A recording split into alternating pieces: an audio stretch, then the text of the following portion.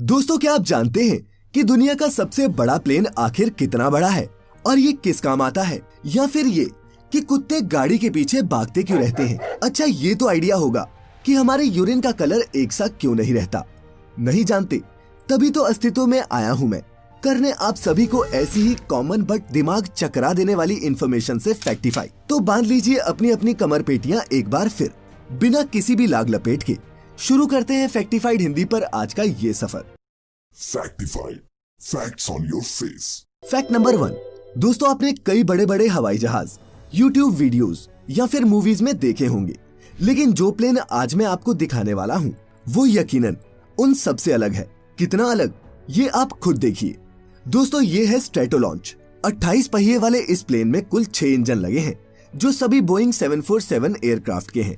2 separate कॉकपिट्स होने के कारण ये सबसे अलग दिखता है, जैसे कि 2 प्लेन्स को आपस में जोड़ दिया हो। और इसका विंग स्पैन भी दुनिया में अब तक के किसी भी एयरक्राफ्ट से लंबा है, जो 385 फीट तक फैला हुआ है।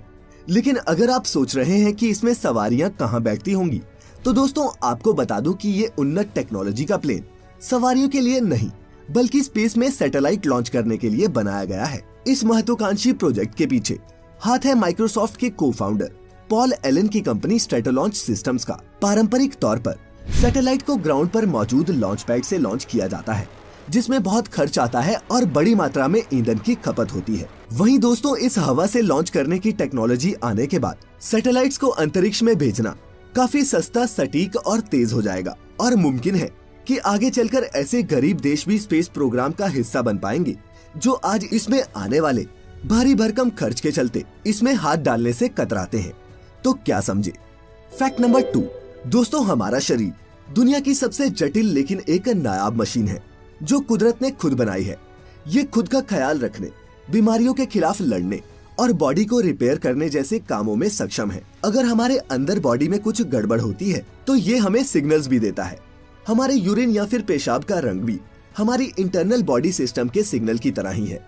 आपने गौर किया होगा कि आपके यूरिन का रंग एक सा नहीं रहता, लेकिन दोस्तों, क्या आप जानते हैं कि ऐसा क्यों होता है? वैसे तो हमारे पेशाब का रंग हमारी खान पान की आदतों से लेकर किसी दवाई के सेवन तक कई चीजों पर डिपेंड करता है, लेकिन हमारे यूरिन में ये पीला रंग आता है यूरोक्रोम नाम के एक पिगमेंट की वजह से। मोटे तौर पर गहरे पीले रंग के यूरिन आने का मतलब है कि बॉडी सही से हाइड्रेटेड नहीं है और शरीर को पानी की जरूरत है। कम पानी पीने से यूरिन भी कम बनता है और यूरोक्रोम पिगमेंट के डाइल्यूट ना हो पाने की स्थिति में हमारा पेशाब गहरे पीले रंग का हो जाता है। तो वहीं हल्का पीला रंग या फिर क्लियर यूरिन एक हेल्दी बॉडी का साइन है। साथ ही आपको ये भी बता दूं दोस्तों कि किडनी में स्टोन बनने का एक बड़ा कारण कम पानी पीना है। तो अगर आपका भी यूरिन लगातार डार्क येलो कलर का रहता है तो चिंता ना करें, बस थोड़ा ज्यादा पानी पिए। तो समझे बंधु, अगर कुछ नया सीखा हो तो इस वीडियो को लाइक किए बिना कहीं मत जाना। वहीं इस चैनल पर पहली बार आने वालों को मैं इनवाइट करता हूं हर हफ्ते हमारे इस कमाल के सफर का हिस्सा बनने के लिए। इसके लिए अभी सब्सक्राइब करें और बेल आइकन पर क्लिक करके ऑल सिलेक्ट कर लें, ताकि हमारी नई वीडियो की नोटिफिकेशन आपको मिल जाए। Fact number 3। दोस्तों, हमारे देश में आवारा कुत्तों की भी एक बड़ी जनसंख्या है, जो अक्सर आपको किसी फ्लाईओवर के नीचे गैंग वॉर करती नजर आ जाती है। इन आवारा कुत्तों का एक शौक और है, और वो है बेवजह सरपट भागती गाड़ियों के पीछे दौड़ना और उनके साथ रेस लगाना। लेकिन दोस्तों, क्या कभी आपने ये सोचा है कि ये ऐसा क्यों करते हैं? नहीं तो मैं बताता हूँ। दोस्तों, इसके पीछे भी साइंस है। कुत्ते इंस्टिंक्ट से टेरिटोरियल होते हैं, माने कि इनके भी अपने इलाके होते हैं। और जैसा कि हम सब जानते हैं कि कुत्तों को जगह जगह सूसू करने की आदत होती है, और किसी गाड़ी के टायर जैसी जगह तो इनकी फेवरेट होती है। ये करके दरअसल वो अपने इलाके की निशानदेही करते हैं, ताकि किसी भी अनजान कुत्ते को ये समझ में आ जाए कि ये उसका इलाका नहीं। लेकिन जब आप यही कार किसी और इलाके में लेकर जाते हैं, तो वहाँ के आवारा कुत्ते इस अनजान स्मेल को बर्दाश्त नहीं कर पाते और गाड़ी पर दावा बोल देते हैं। दूसरा दोस्तों, कुत्ते शिकारी जानवर होते हैं, और वो सिर्फ गाड़ी ही नहीं बल्कि बाइक या फिर बच्चों के पीछे भी भागते हैं। इंसान के साथ के चलते अब इन्हें शिकार करने की तो जरूरत नहीं पड़ती, लेकिन ये दौड़ इनके लिए एक एक्सरसाइज जैसी होती है। तो अगली बार आपकी गाड़ी के पीछे कुत्ते पड़ जाएं, तो आप घबराएं या फिर बेवजह गुस्सा ना करें, बल्कि शांत रहें, गाड़ी धीमी करें और इनकी तरफ प्यार से देखें। क्या पता इनका मूड बदल जाए। Fact number 4। ये अगला फैक्ट है हमारे दारू के शौकीन दोस्तों के लिए। दोस्तों, आप में से कई लोगों की फेवरेट अल्कोहल विस्की ही होगी, लेकिन क्या आप सब ये जानते हैं कि विस्की आखिर बनती कैसे है? नहीं जानते तो आज ये प्रोसेस भी समझ लीजिए। क्या पता अगली पार्टी में आपके पास कुछ नया हो बताने के लिए।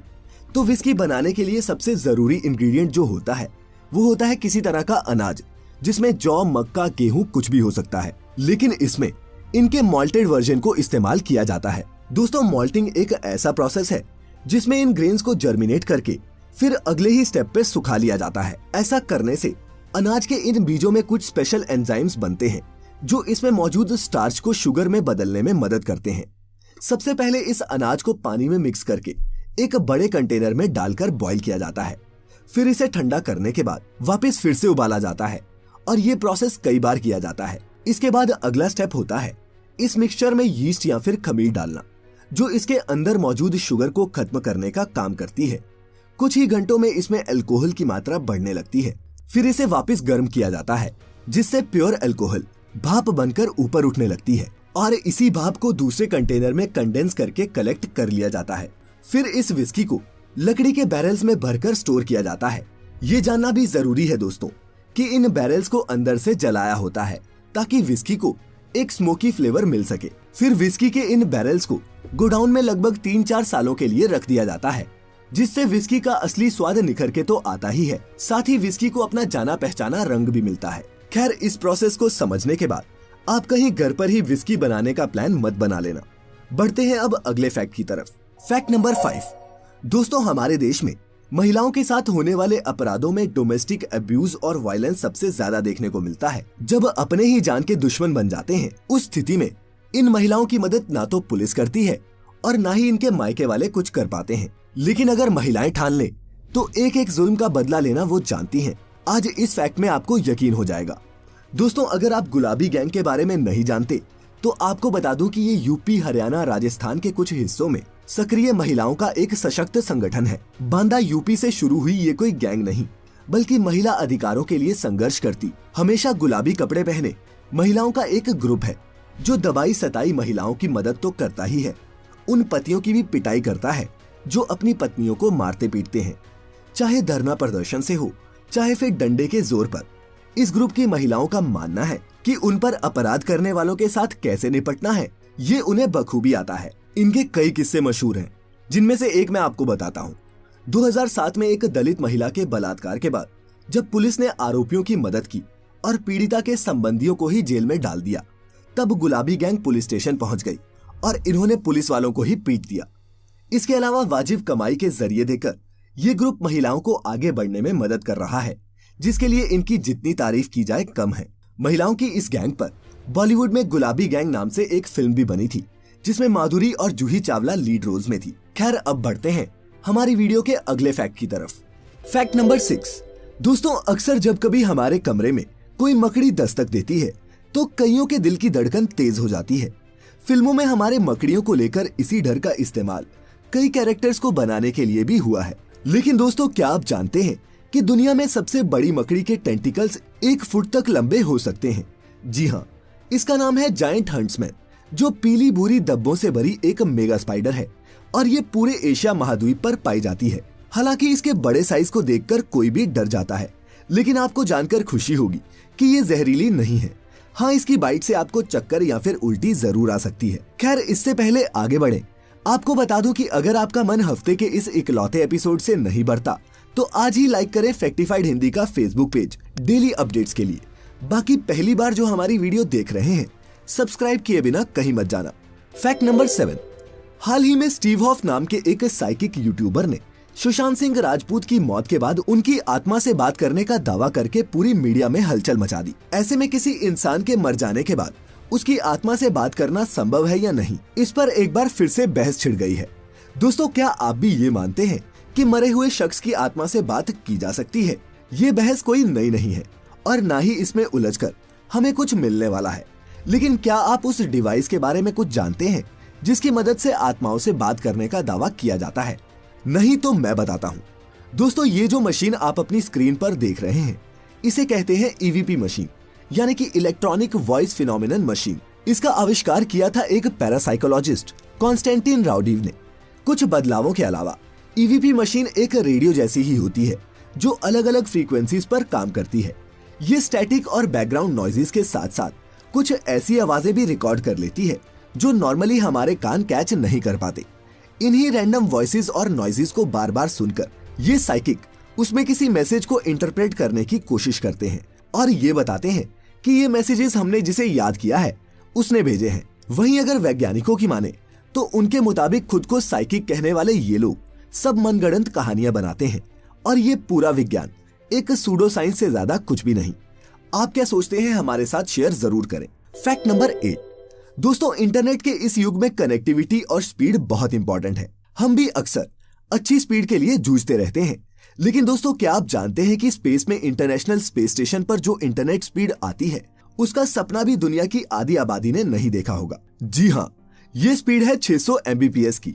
दोस्तों, ISS पर ये कनेक्शन एडवांस रेडियो फ्रीक्वेंसीज की मदद से पहुंचता है और जरूरत के हिसाब से हाई स्पीड डाटा ट्रांसफर को मुमकिन बनाता है। वैसे तो दोस्तों स्पेस में गए एस्ट्रोनॉट्स को हालिया 2019 में ISS के नेटवर्क में हुए अपग्रेड्स के बाद मिली है, लेकिन इससे पहले भी यहाँ 300 Mbps की स्पीड वाला इंटरनेट था ही। क्यों, है ना कमाल। Fact number 9।